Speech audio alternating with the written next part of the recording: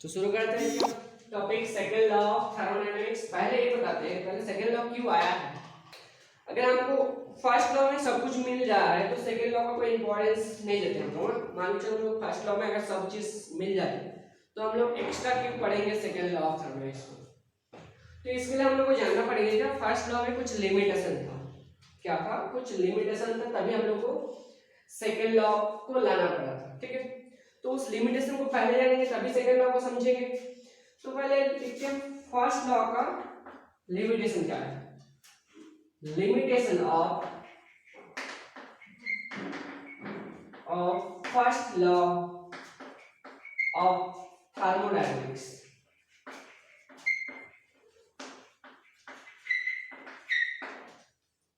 Limitation of first law of thermodynamics क्या था? ठीक है, देखते हैं फर्स्ट लिमिटेशन देख लेते हैं। बोले हीट कैन फ्लो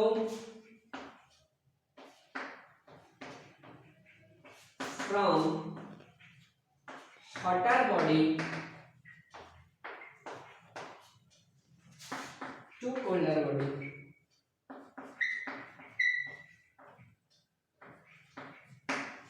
ये तो होता है, हम लोग को सबको पता है हीट कैन क्या होता है, हॉटर बॉडी से कोल्डर बॉडी में फ्लो होता है।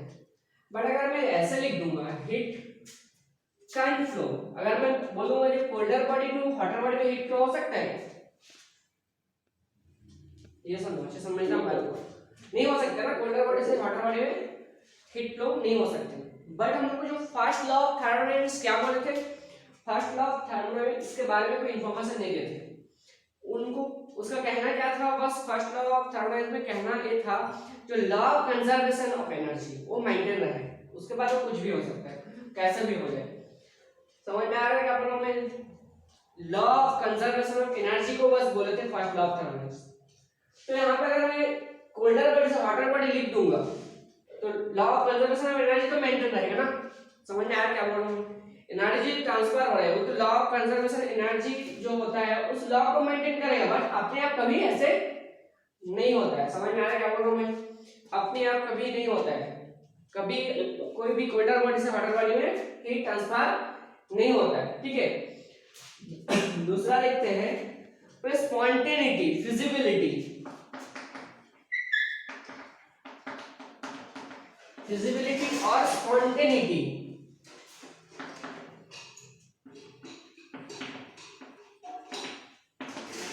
फिजिबिलिटी और स्पॉन्टेनिटी के बारे में भी कोई एक्सप्लेनेशन नहीं दिया था।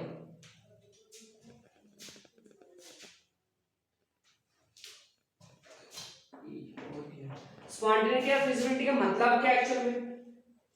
अच्छे समझना, कोई भी रिएक्शन एक्चुअल में होगा कि नहीं उसके बारे में कोई इंफॉर्मेशन नहीं बोला था। बस उनका कहना ये था फर्स्ट लॉ ऑफ थर्मोडायनेमिक्स में, बस उसका स्टेटमेंट ये था उसमें कोई भी प्रोसेस होता है उसमें law of conservation of energy maintain रहे, बस वो एक्चुअल में होगा क्या नहीं उसके बारे में कोई इंफॉर्मेशन नहीं दिए थे। समझ में आया क्या बोल रहा हूँ? स्पॉन्टेनिटी और फिजिबिलिटी के बारे में कोई इंफॉर्मेशन नहीं था फर्स्ट लॉ ऑफ थर्मोडायनेमिक्स में। उनका बस ये कहना था जो कोई भी प्रोसेस हो रहा है उसमें क्या होगा, law of conservation of energy बस मेंटेन रहे। उसका मतलब वही था फर्स्ट लॉ ऑफ थर्मोडायनेमिक्स, बस उसी को हम लोग पढ़े थे। क्या होगा, बस लॉ ऑफ कंजर्वेशन ऑफ जो एनर्जी वो मेंटेन रहे, कुछ भी प्रोसेस होगा तो उसमें मेंटेन रहेगा, कोई प्रोसेस होगा कि एक्चुअल में नहीं होगा उसके बारे में कोई इंफॉर्मेशन नहीं दिए थे। तीसरा था कोई भी स्पॉन्टेनियस प्रोसेस क्या होता है, इरिवर्सिबल होता है। कोई भी स्पॉन्टेनियस प्रोसेस क्या होता है, इरिवर्सिबल प्रोसेस।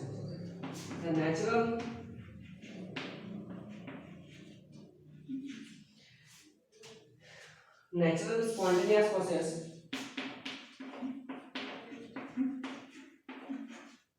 क्या होते हैं, इरिवर्सिबल होते हैं। नेचुरल स्पॉन्टेनियस प्रोसेस क्या होता है, इरिवर्सिबल होते हैं। मैं बताऊंगा, एग्जांपल भी दूंगा कैसे हो रहा है। नेचर में जितना सारा स्पॉन्टेनियस प्रोसेस होता है वो सब क्या होता है, इरिवर्सिबल होता है। चौथा क्या बोल रहे हैं, कोई इंजन का एफिशिएंसी कोई इंजन का एफिशिएंसी कभी 100% नहीं होता है, लेकिन फर्स्ट लॉ से उतना कोई मतलब नहीं था। फर्स्ट लॉ बस बोला था मेरा जो स्टेटमेंट है वो मेंटेन रहे, उसके बाद और कोई मतलब उनको नहीं था। क्या बोल रहे हैं, बोले 100% एफिशिएंसी कोई इंजन का नहीं होता। 100% efficient of engine is not possible.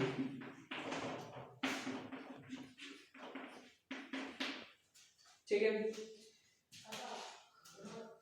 अब देखते हैं हम लोग ये जो फिजिबिलिटी ऑफ स्पॉन्टेनिटी, इसी को हम लोग ज्यादा पढ़ रहे हैं अभी फिलहाल। इसको थोड़ा एक्सप्लेन करते हैं। फिजिबिलिटी ऑफ स्पॉन्टेनिटी होता क्या है।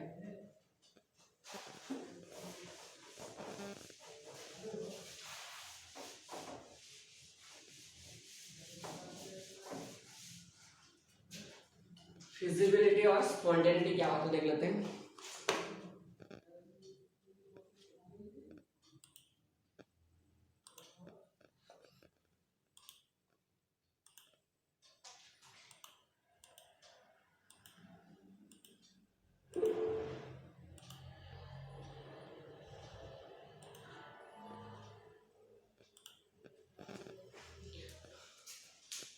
अब देखते हैं फिजिबिलिटी और स्पॉन्टेनिटी क्या होता है।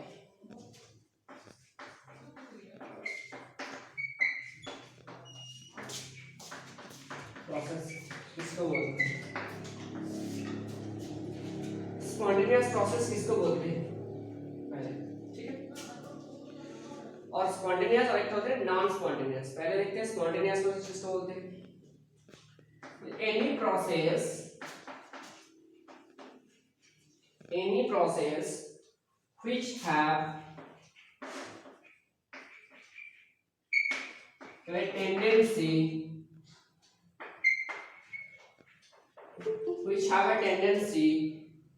to occur। कोई प्रोसेस है जिसको क्या है, टेंडेंसी रहेगा, उसको होने का टेंडेंसी है, मतलब उस प्रोसेस को होने का टेंडेंसी, उसको क्या बोलते हैं, स्पॉन्टेनियस प्रोसेस। जो प्रोसेस को कंप्लीट होने का टेंडेंसी रहेगा उसको क्या बोलेंगे हम लोग, स्पॉन्टेनियस प्रोसेस बोलेंगे। कैसे हो सकते हैं, पहला हो सकते हैं बाय इटसेल्फ, खुद से हो सकता है, एग्जांपल भी हो सकता है, बाय इटसेल्फ हो सकता है। दूसरा हो सकता है बाय प्रॉपर इनिशिएशन,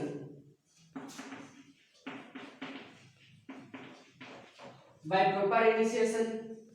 तीसरा हो सकते हैं अंडर गिवन कंडीशन,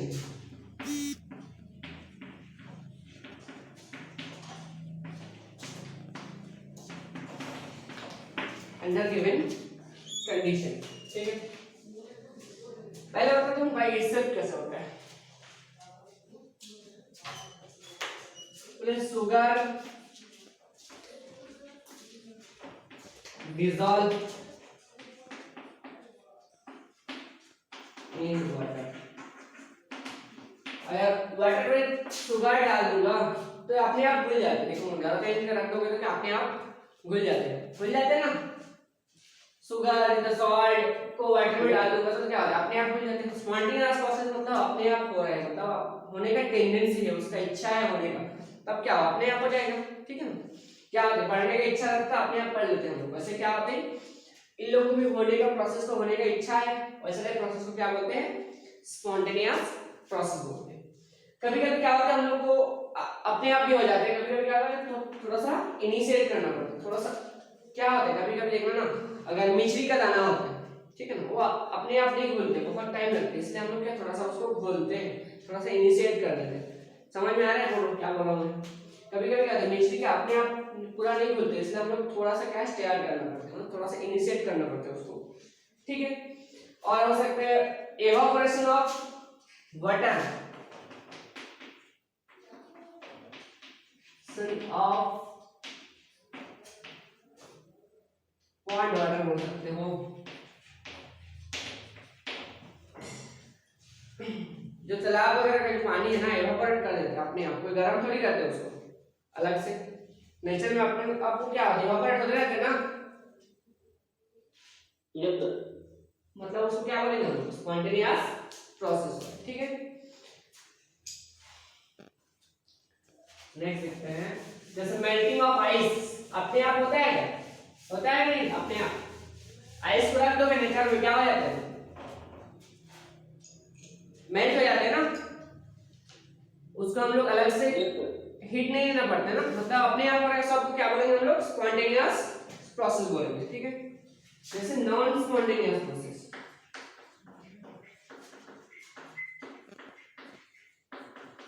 मतलब इसका टेंडेंसी नहीं है होने का, मतलब इसका पढ़ने का बिल्कुल इच्छा नहीं है, ठीक है। कैसा टाइप देख लेते हैं, the a process which have no tendency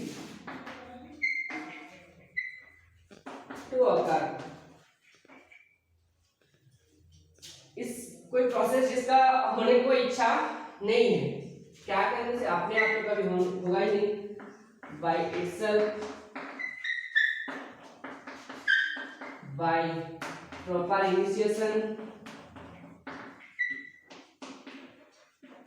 initiate करूंगा फिर भी नहीं होगा, बाय अप्लाई कंडीशन, किसी से भी वो क्या करेगा? प्रोसेस नहीं होगा।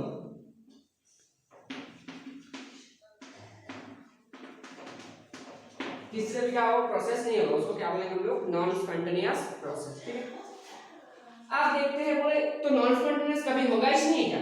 बोले होगा, कब होगा? जब उसको मैं कंटिन्यू एनर्जी सप्लाई करूंगा। बोले नॉन स्पॉन्टेनियस, यहाँ पे नोट कर सकते हो आप लोग, नॉन स्पॉन्टेनियस प्रोसेस कभी होगा ही नहीं क्या? बोले होगा, कब होगा? जब उसको कंटिन्यू एनर्जी सप्लाई करूंगा। If continue energy is supplied, ठीक है, कंटिन्यू अगर एनर्जी सप्लाई करूंगा तब क्या होगा? कोई नॉन स्पॉन्टेनियस प्रोसेस होगा, ठीक है। जैसे मैं एग्जांपल दे रहा हूँ, अच्छे समझ में आ जाएगा। अच्छा, वाटर क्या होते हैं? अपर लेवल से लोअर लेवल में फ्लो होते हैं ना, ऊपर से नीचे फ्लो होते हैं वाटर, नीचे से ऊपर फ्लो होता है क्या अपने आप? होता है? नहीं होता है। तो ऊपर से नीचे हो रहा है वो तो स्पॉन्टेनियस है, ठीक है। मैं नीचे से ऊपर लिया है वो तो नॉन स्पॉन्टेनियस है, लेकिन उसको भी हम लोग स्पॉन्टेनियस कर सकते हैं। कैसे? क्या बोला हूं मैं? उसको कहते हैं कंटिन्यू एनर्जी दे रहे हैं। जैसे देखो टुलू पंप यूज करते हैं, टुलू पंप में क्या करते हैं? पानी को नीचे से ऊपर कर देते हैं ना, छत में ले जाते हैं पानी को, ले जाते कि नहीं? समझ में आ रहा है क्या बोल रहा हूं? मतलब उसमें क्या कर रहा हूं मैं? कंटिन्यू एनर्जी दे रहा हूं, तभी क्या हो रहा है? वो नीचे से ऊपर पानी को फ्लो करा के ले जा रहे हैं, ठीक है। जैसे और एग्जांपल दे रहा हूं, तुम लोग अभी मैं क्या बोलते हैं? हीट क्या होता है? हॉटर बॉडी से कोल्डर बॉडी में फ्लो होता है ना, हॉट बॉडी से कोल्ड बॉडी में फ्लो होता है, वो स्पॉन्टेनियस है। अगर कोल्ड बॉडी से हॉट बॉडी में फ्लो हो सकते हैं, कैसे? जैसे देखो, जो रेफ्रिजरेटर होता है, जो रेफ्रिजरेटर होता है उसमें होता क्या है? क्या करते हैं? रेफ्रिजरेटर अंदर का जो हॉट एयर वो बाहर भी करते हैं ना, बात समझो अच्छे से। रेफ्रिजरेटर में क्या होता है? अंदर का जो हॉट एयर उसको क्या होता है? बाहर करते हैं। इसलिए रेफ्रिजरेटर साइड में देखना, कभी गर्मी लगती है, गर्म लगता है, पूरा हॉट एयर फ्लो होता है, ठीक है। मतलब क्या? रेफ्रिजरेटर अंदर का टेम्परेचर क्या था? कम था पहले से, एटमॉस्फेयर से तो कम ही था ना, लेकिन फिर भी वो क्या कर रहे हैं? कोल्डर बॉडी है, फिर भी वो क्या कर रहे हैं? हीट को छोड़ रहा है। छोड़ता है कि नहीं? ऐसे होता है कि नहीं? देखिए होगा रेफ्रिजरेटर में क्या होता है? कंटिन्यू टेम्परेचर क्या होता है? कम होता है, तो उसके पास तो पहले से कम टेम्परेचर था, तो क्या हो रहा है? वहां पे कोल्डर बॉडी से हॉटर बॉडी में हीट ट्रांसफर हो रहा है। क्यों हो रहा है? उसको मैं कंटिन्यू एनर्जी सप्लाई कर रहा हूँ। कैसे एनर्जी सप्लाई कर रहा हूँ? इलेक्ट्रिसिटी से थ्रू से हम लोग उसको क्या कर रहा हूँ? कंटिन्यू एनर्जी सप्लाई कर रहा हूँ। अगर मान के चलो मैं इलेक्ट्रिक स्विच को ऑफ कर दूंगा उसका, तो क्या होगा? ऐसे चलते रहेगा, ठंडा होते रहेगा फ्रिज, बोलो होता है कैसे? अगर मैं इलेक्ट्रिक स्विच बंद कर दूंगा फ्रिज का, तो वो ठंडा करेगा बाहर? करता है क्या ठंडा?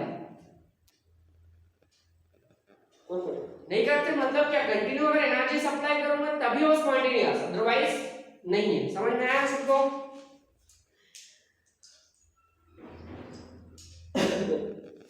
अब देखो यहाँ पे हम लोग सेकेंड लॉ ऑफ थर्मोडायनेमिक्स हम लोग 3 टर्म्स पढ़ेंगे, बहुत बहुत इंपॉर्टेंट है इस चैप्टर का। जो एक टर्म्स हम लोग ऑलरेडी पढ़ चुके हैं, सेकेंड लॉ से हम लोग को 3 टर्म्स के बारे में इंफॉर्मेशन मिलेगा।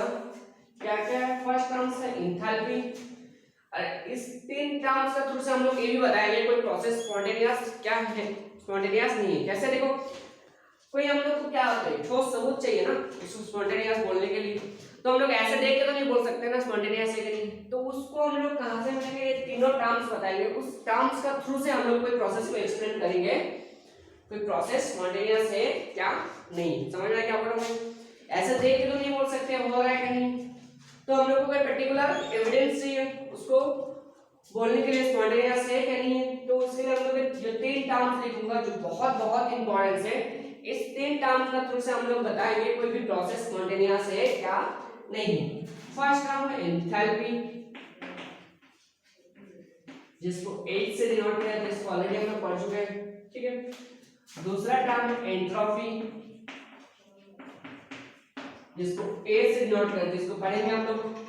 और तीसरा टर्म है गिब्स एनर्जी, गिब्स एनर्जी, जिसको G से डिनोट करते हैं। इससे बोलूं तीन टर्म्स हम लोग बहुत इंपॉर्टेंट है सेकंड लॉ से, ये तीन टर्म्स के बारे में हम लोग पढ़ेंगे। तीन टर्म्स से हम लोग को कोई भी प्रोसेस स्पॉन्टेनियस है क्या नहीं है उसके बारे में जानकारी तीनों टर्म्स से हम लोग को मिलेगी, ठीक है। अब ये भी बताऊंगा तीन टर्म्स की वैल्यूज क्या है, इसी टर्म में तो हो जाना चाहिए है ना स्पॉन्टेनियस के बारे में, उसको भी बताऊंगा। ये टर्म भी काफी नहीं होता है, फिर इस टर्म्स को लगाएंगे, इस टर्म भी काफी नहीं होता है, लास्ट में ये होता है फाइनल है, जिसका थ्रू से हम लोग क्या करेंगे सभी प्रोसेस को स्पॉन्टेनियस है क्या नहीं है एक्सप्लेन करेंगे, ठीक है। तो एक एक करके एक्सप्लेन करेंगे। फर्स्ट एंथैल्पी जो हम लोग ऑलरेडी पढ़ चुके हैं, बस ये बताऊंगा मैं क्या होना चाहिए स्पॉन्टेनियस होने के लिए, क्या होना चाहिए एंथैल्पी। पहले आते हैं एंथैल्पी,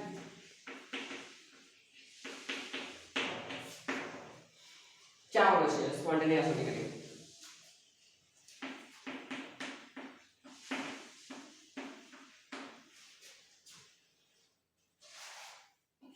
प्रोसेस का कंडीशन क्या होना चाहिए, कंडीशन क्या होना चाहिए,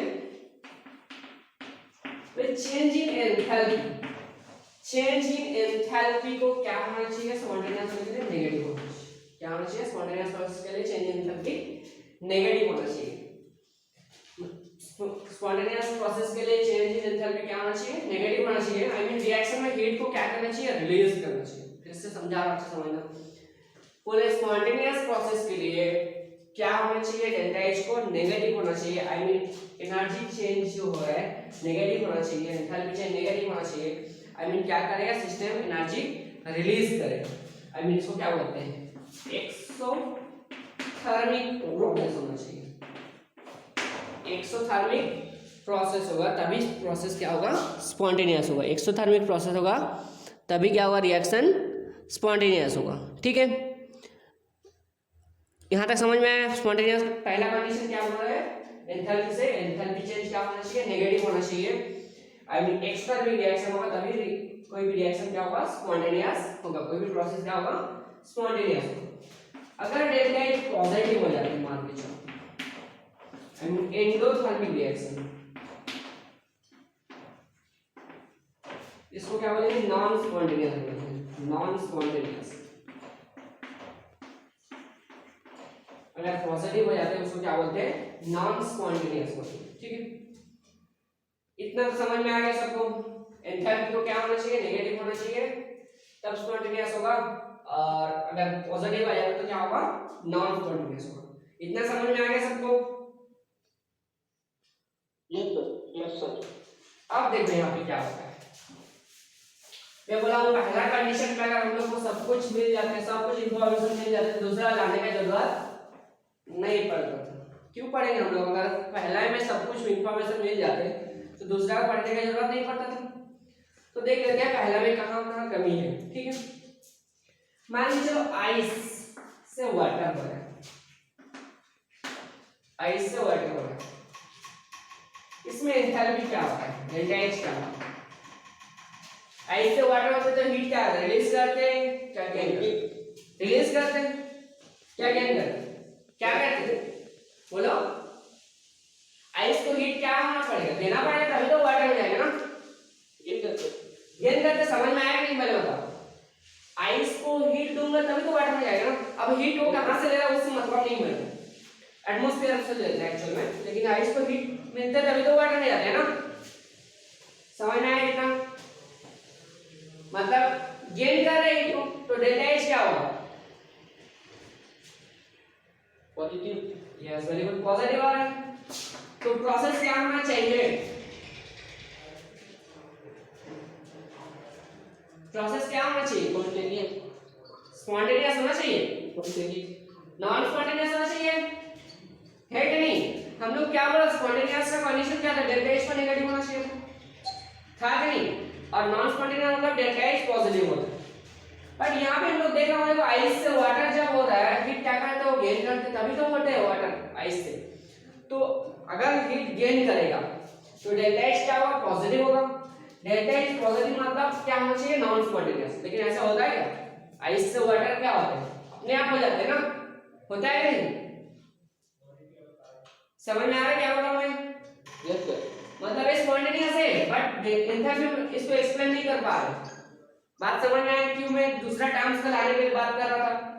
क्योंकि ये टर्म्स जो एंथैल्पी हो पूरी तरीके से एक्सप्लेन नहीं कर पा रहे कोई भी प्रोसेस स्पॉन्टेनियस है क्या नहीं।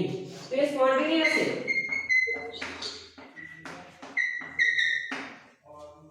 स्पॉन्टेनियस है बट एंथैल्पी इसको एक्सप्लेन नहीं कर पा रहे हैं स्पॉन्टेनियस है क्या नहीं है। आया समझ में? जैसे वाटर से वाटर में बात, वाटर से वाटर में बात, इसका डेल्टा एच क्या होगा? Positive. Positive again, positive again, the process is spontaneous. देखो एंथैल्पी पॉजिटिव आ रहा है फिर भी प्रोसेस क्या हो रहा है? स्पॉन्टेनियस हो रहा है। समझ में आया? तो इसी को एक्सप्लेन करने के लिए दूसरा एक टर्म लाएंगे, एंट्रोपी।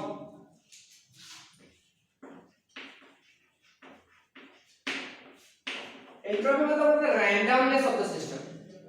क्या होता है? डिसऑर्डरनेस, रैंडमनेस जो बोल सकता हूं, रैंडमनेस, डिसऑर्डरनेस, ठीक है। बोले क्या होना चाहिए? कोई भी सिस्टम ना क्या कोशिश करते हैं, मैं रैंडम में रहूं, डिसऑर्डर में रहूं। क्यों? बता रहा हूं कैसे। कोई भी सिस्टम ना, कोई भी सिस्टम अगर दो स्टेट है उसका, अगर मैं बोलूंगा इसका दो स्टेट है, एक तो डिसऑर्डर है, डिसऑर्डर, और एक तो ऑर्डर स्टेट, ठीक है। हर सिस्टम कोशिश करते हैं मैं डिसऑर्डर में रहूं। क्यों? देखो अच्छा समझ लो बात को क्या बोलने जा रहा हूं। हर सिस्टम में कोशिश करते हैं मैं डिसऑर्डर में रहूं, आई मीन रैंडमनेस में रहूं, ज्यादा रैंडमनेस में रहूं, ठीक है। क्यों बोलते हैं ना, कोई अच्छा स्टूडेंट है ना, अच्छा स्टूडेंट अच्छा रहने के लिए बहुत मेहनत करना पड़ता है, होता है कि नहीं? कोई अगर पढ़ाई में अच्छा होता है तो उसको कंटिन्यू अगर अच्छा रहना, अच्छा होना है पढ़ाई में, तो उसको क्या करना है? बहुत मेहनत करना पड़ता है। बात को समझना अच्छे से क्या बोलने जा रहा हूं मैं। कोई अगर अच्छा स्टूडेंट होता है उसको अगर कंटिन्यू अच्छा रहना पड़ता है तो क्या करना पड़ता है? उसको बहुत ज्यादा मेहनत करना पड़ता है। कोई बिगड़ा हुआ स्टूडेंट होता है तो उसको कोई मेहनत नहीं करनी पड़ती। क्या है भाई, बिगड़ा हूं तो और क्या मेहनत, ऐसा नहीं होता है ना। मतलब बिगाड़ना बहुत क्या होता है? आसान होता है कि नहीं? बात समझ में आ रहा है मैंने क्या बोल रहा हूं? ऑर्डर रहना मतलब क्या करना? ये ब्रिलियंट स्टूडेंट मान लीजिए, ऑर्डर है मतलब ब्रिलियंट है, सब चीज में अच्छा है, ठीक है। अगर सब चीज अच्छा रखना है तो उसको ज्यादा मेहनत करना पड़ता है। डिसऑर्डर मतलब बिगड़ा हुआ कंडीशन, तो सिस्टम कोशिश करते मैं बिगड़ा हुआ रहूं। क्यों? उसमें ज्यादा प्रेफरेबल, क्यों कि कोई बिगड़ा हुआ क्या होता है? कोई ज्यादा काम धाम नहीं करना पड़ता उसको बिगाड़ने के लिए, ज्यादा मेहनत नहीं करना पड़ता। लेकिन अगर अच्छा रहना है कंटिन्यू तो बहुत ज्यादा मेहनत करना पड़ता है। तो कोई सिस्टम ऑर्डर में रहने नहीं चाहता। समझ में आ रहा है क्या बोल रहा हूं? हमेशा वो कोशिश करते हैं मैं डिसऑर्डर में रहूं। बात समझ में आ सबको? मैं ज्यादा क्या रहूं? रैंडमनेस में रहूं, ज्यादा डिसऑर्डर में रहूं, ठीक है। इसीलिए कोई भी प्रोसेस का स्पॉन्टेनियस का कंडीशन क्या होते हैं? Change in entropy, disorder positive होना चाहिए। स्पॉन्टेनियस का कंडीशन क्या होगा? स्पॉन्टेनियस का कंडीशन डेल्टा एस क्या होना चाहिए? पॉजिटिव होना चाहिए। बात समझ में आया क्या बोल? मतलब रैंडमनेस धीरे धीरे और बढ़े तब वो स्पॉन्टेनियस। समझ में आया यहाँ तक? रैंडमनेस और ज्यादा बढ़े तब वो प्रोसेस क्या होगा? स्पॉन्टेनियस होगा, ठीक है। जितना ज्यादा रैंडमनेस होगा उतना ज्यादा स्पॉन्टेनियस होगा, ठीक है। अगर डेल्टा एस नेगेटिव होगा तो नॉन स्पॉन्टेनियस।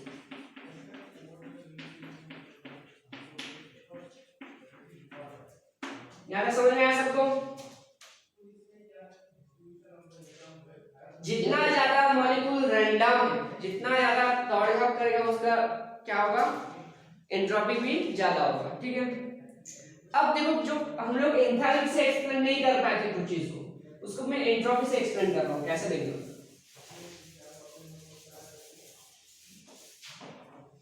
मान के चलो, अच्छा ये बताओ सॉलिड लिक्विड गैस किसमें मॉलिक्यूल ज्यादा रैंडम होता है? Solid state, liquid state, gas state, किसमें?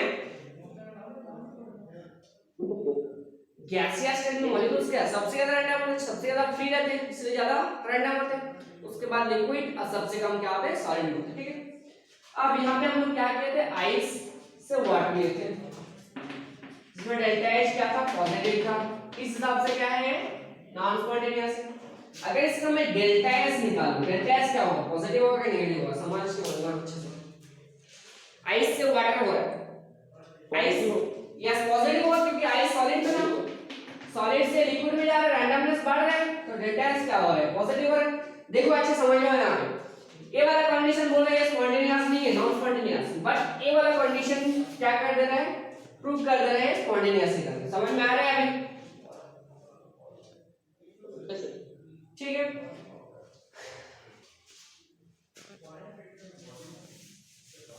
अब एंट्रोपी के बारे में कुछ इंफॉर्मेशन लिख लेते हैं, सबके बारे में हम लोग लिख लेते थे। एंट्रोपी क्या होता है, एंट्रोपी सिंबल होता है एस। एंट्रोपी स्टेट फंक्शन होता है, क्या होता है, स्टेट फंक्शन होता है। स्टेट फंक्शन का मतलब डेल्टा एस इक्वल्स क्या होगा, S of final minus S of initial. दूसरा आते एंट्रोपी के एक्सटेंसिव प्रॉपर्टी होते हैं,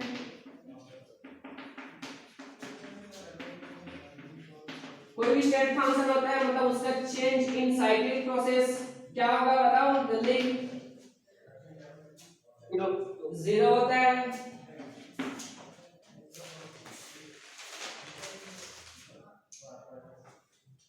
मतलब क्या हो रहा है, जितना ज्यादा रैंडमनेस उतना ज्यादा एंट्रोपी, ठीक है। इतना तो समझ में आएगा सबको, ठीक है। और क्या बोल रहे हैं, change in entropy in equilibrium zero होता है, कोई इक्विलिब्रियम प्रोसेस होता है ना, डेल्टा एस एट इक्विलिब्रियम कितना होता है, जीरो होता है। Change in entropy at equilibrium कितना होता है, जीरो होता है, ओके। अब देखो एंट्रोपी का जो हम लोग डेफिनेशन बस बोलेंगे रैंडमनेस ऑफ ए सिस्टम, लेकिन रैंडमनेस तो हम लोग को न्यूमेरिकल तो नहीं बनने वाला है ना, हम लोग न्यूमेरिकल में थोड़ी लगाएंगे रैंडमनेस वगैरह। उसके लिए हम लोग मैथमेटिकल कोई फार्मूला होना चाहिए।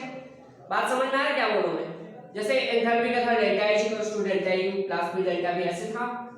तो यहाँ पे क्या एंट्रोपी का भी कोई मैथमेटिकल फार्मूला होना चाहिए, क्योंकि हम लोग अगर रैंडमनेस बोल दूंगा तो न्यूमेरिकल कहां से बनाएंगे, उसका एग्जैक्ट न्यूमेरिकल मैथमेटिकल डेफिनेशन होना चाहिए।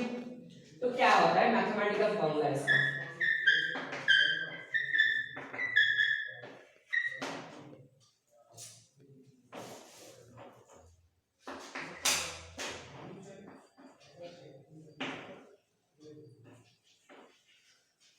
मैथमेटिकल फार्मूला क्या होता है इसका,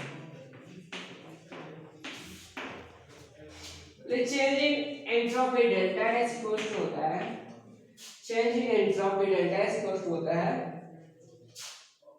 delta Q upon T. Change in entropy जब क्या होगा, टेंपरेचर क्या होगा, कांस्टेंट होगा। जब टेंपरेचर कांस्टेंट होगा, तो टेंपरेचर कांस्टेंट नहीं होता तो क्या होता है, डेल्टा एस इक्वल्स होता है integration of dq by t, जब t not equals to constant. जब t कांस्टेंट होता है तब ये वाला फॉर्मूला यूज करेंगे, जब t कांस्टेंट नहीं होगा तो क्या होगा, integration of dq by t।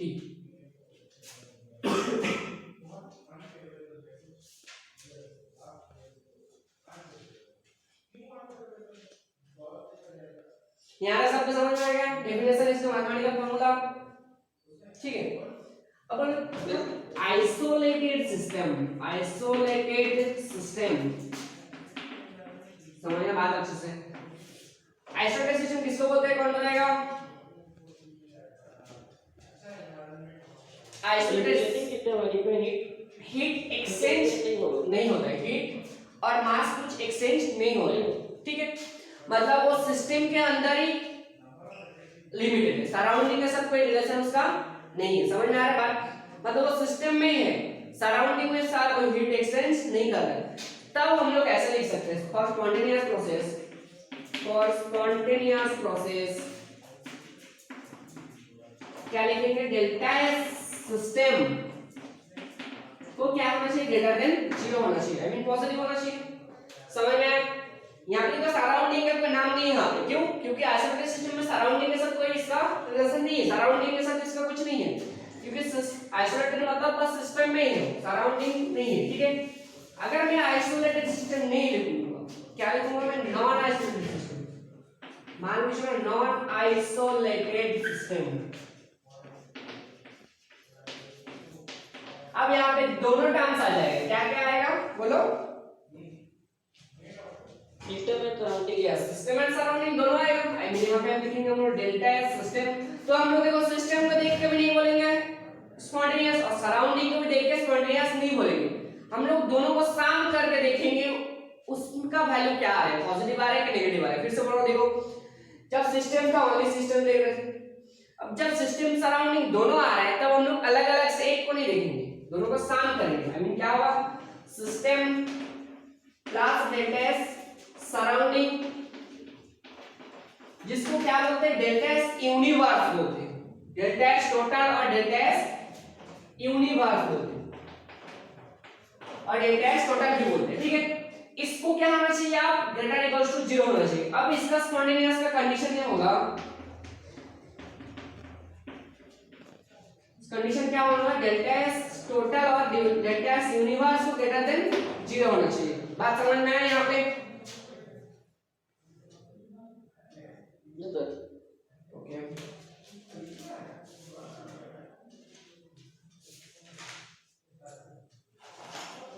Next देखो,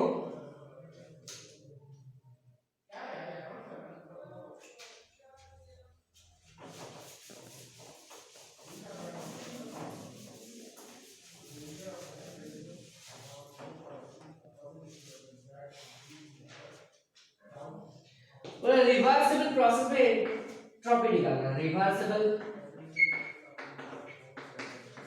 प्रोसेस पहले आइसोथर्मल,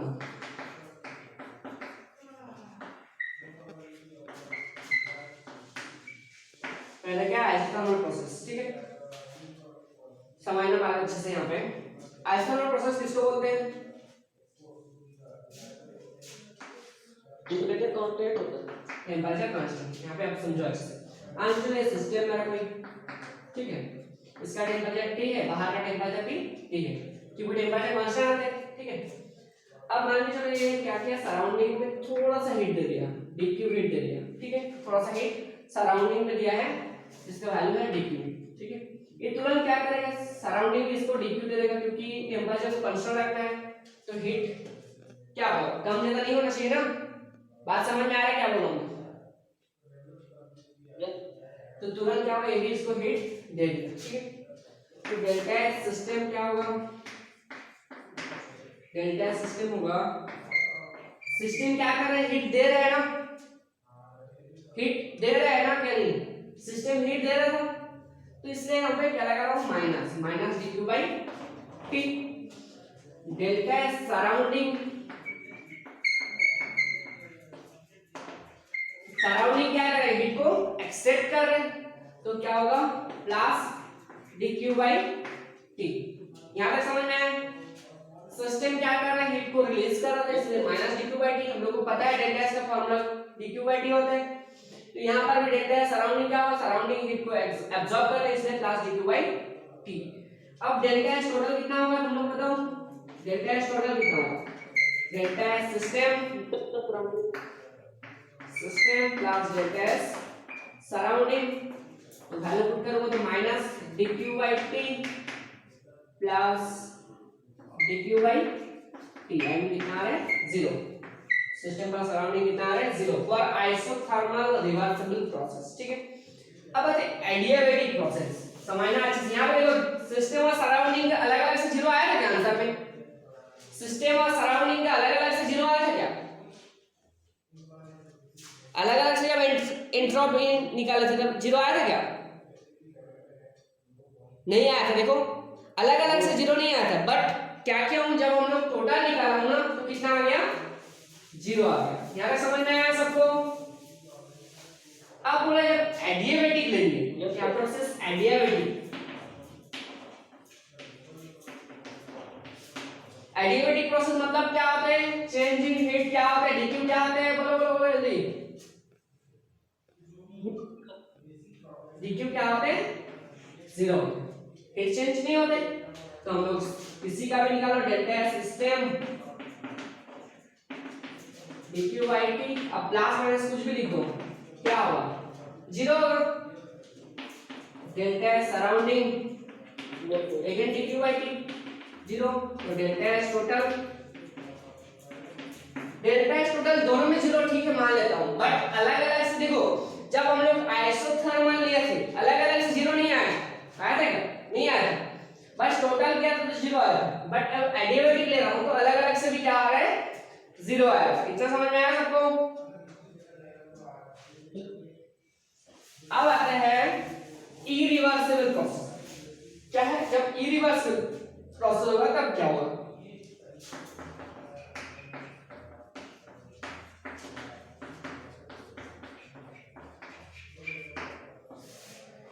इरिवर्सिबल प्रोसेस देखो कैसे होता है।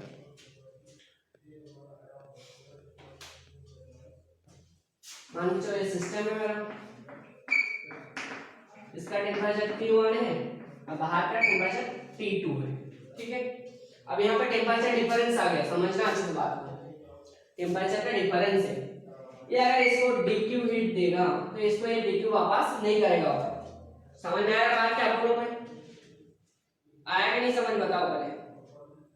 ये अगर इसको dq हीट देता है ये वापस क्यों नहीं करेगा? क्योंकि यहाँ पे टेम्परेचर का डिफरेंस है, जरूरी नहीं है वापस करने से। उसमें क्या था टेम्परेचर सेम था इसलिए हीट से नहीं हो सकते, इसलिए तुरंत वो हीट उसको दे दिया था। ठीक है, तो देखो यहाँ पे क्या कर रहा हूँ मैं, मान लेता हूँ T1 greater than T2।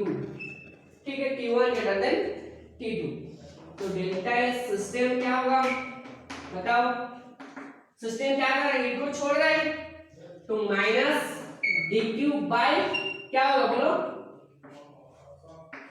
T1 T नहीं होगा, सिस्टम का T1 था। डेल्टा सराउंडिंग क्या होगा बताओ? सराउंडिंग हीट को एक्सेप्ट कर रहे हैं प्लस dq बाय T2।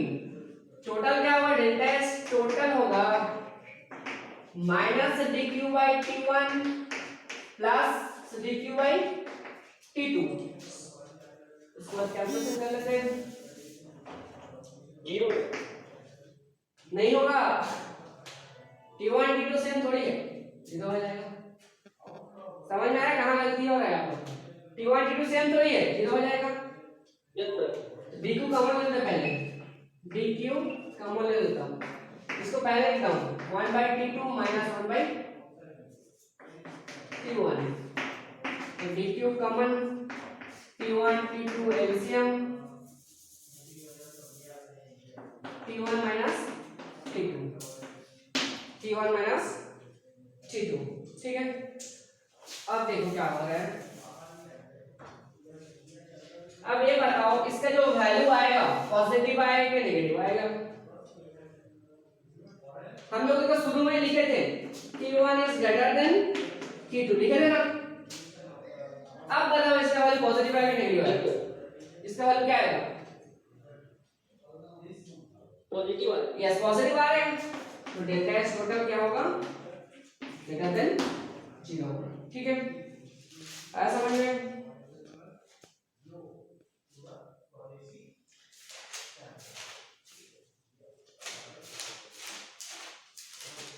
आज के लिए इतना ही हो, और एक दिन लगेगा क्लास फिर कंप्लीट हो जाएगा। ठीक है।